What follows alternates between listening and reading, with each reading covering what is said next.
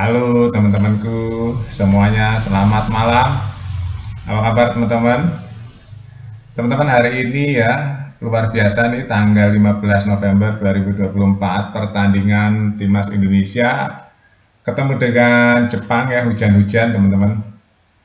Jadi saya mau cerita ya, ini tadi saya nobar pertandingan awal-awal ya teman-teman. Itu Indonesia ada dua sebenarnya yang kalau menurut saya itu baru beberapa menit ya, itu yang akan membuat Indonesia tuh mentalnya tambah naik ya, jika dua peluang yang uh, dua itu bisa menjadi gol ya tadi di depan gawang Jepang, itu akan beda ceritanya teman-teman ya. Karena dua gagal itulah Indonesia semakin kesini ditambah gol pertama dari Jepang ya, itu yang membuat kita agak-agak ya kena sedikit ya. Pertama, kita emang tuan rumah ya. Penonton sudah memenuhi stadion. Kita ngelihatnya ya di lapangan itu ya teman-teman, ngelihatnya itu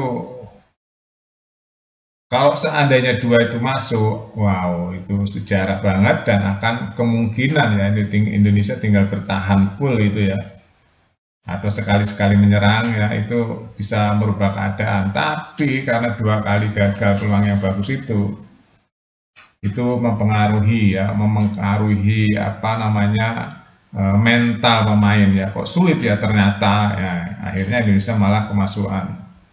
Dari kemasukan pertama itu teman-teman, kita sebagai penonton ya sudah waduh gimana nih, waduh gimana, penonton aja panik loh teman-teman ya, penonton aja panik ya. Saya yakin pemain juga mulai berpikir nih, 1-0 jadi 2-0. Wow, begitu cepat kan.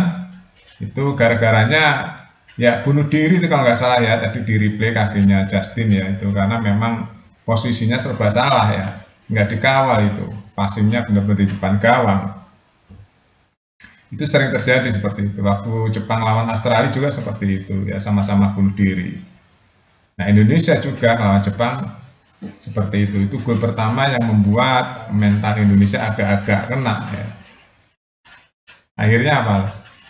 Tambah lagi gol cepat ya, passingnya cepat yang nggak kekawal tuh, langsung tembak ke pojok, tangan Martin Pas nggak ngena ya, padahal udah terarah tangannya, tapi lebih cepat bolanya. Wow, itu supporter ya udah mulai berpikir 2-0 lawan Jepang nih, kebayang nggak? 2-0 lawan Jepang, kita menang 2-0 aja kemungkinan masih bisa dikejar oleh Jepang.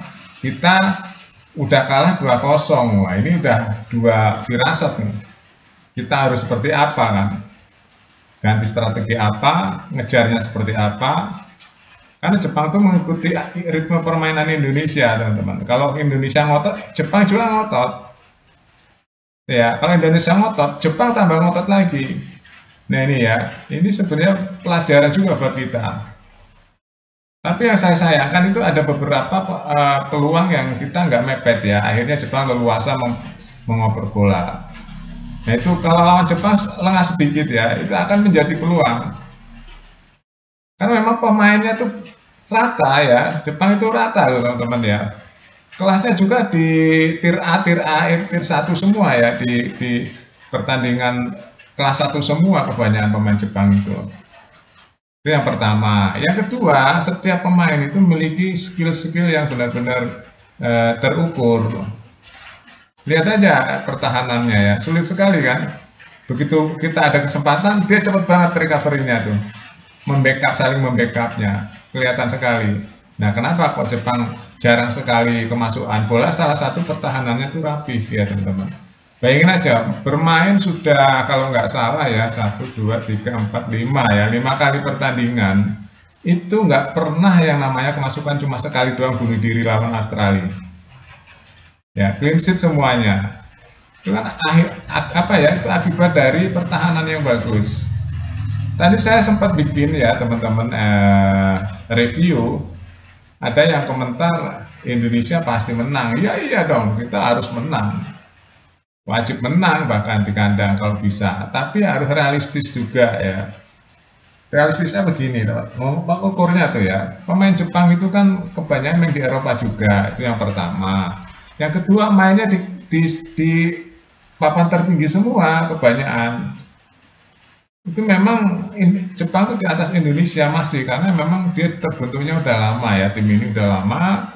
Terus pelatihnya juga orang Jepang ya. Nah ini nih teman-teman ya, kalau kita hal kecil kita perhatikan ya, pelatih itu pengaruh juga loh, jangan salah, bahasa juga pengaruh teman-teman.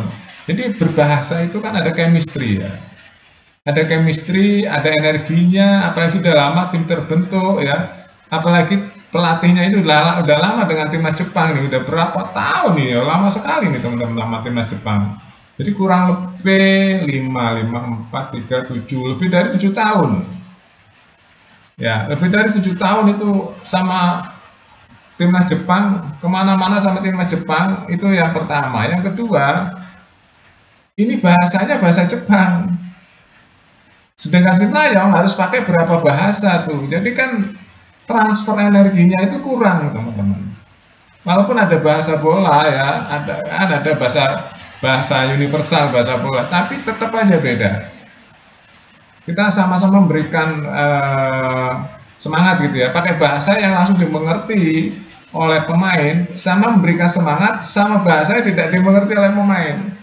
Itu juga beda teman-teman, melalui translator ya, beda. Makanya kadang-kadang kalau kita bahas secara detail ya, bahasa itu penting, dimengerti langsung ya. Maksudnya strike itu nih, ayo kamu begini gitu ya. Jadi nggak melalui transfer orang ketiga gitu. Itu juga mempengaruhi. Kita lihat ya beberapa kejadian kalau kita membahas ini secara detail ya, tapi saya nggak bahas ini secara detail teman-teman ya, saya batasi di bawah 10 menit aja ya. Nah, jadi kita kalah. Nah ini udah berapa kali ya, yang kekalahan kita udah 2 kali ya kalah ya teman-teman. Kalau yang seri udah 3 kali. Ini kekalahan yang 2 kali Cina dan Jepang. Kita sekarang di paling buncit ya teman-teman. Pagi saya sudah mereview tentang kebuncitan Indonesia hari ini di ujung. Apakah masih ada peluang Indonesia hari ini? Ya ada, masih tetap, karena memang selisihnya sama yang lain 3 poin teman-teman ya, sama kedua, ketiga, keempat itu selisihnya 3 poin, yang lain 6, kita 3.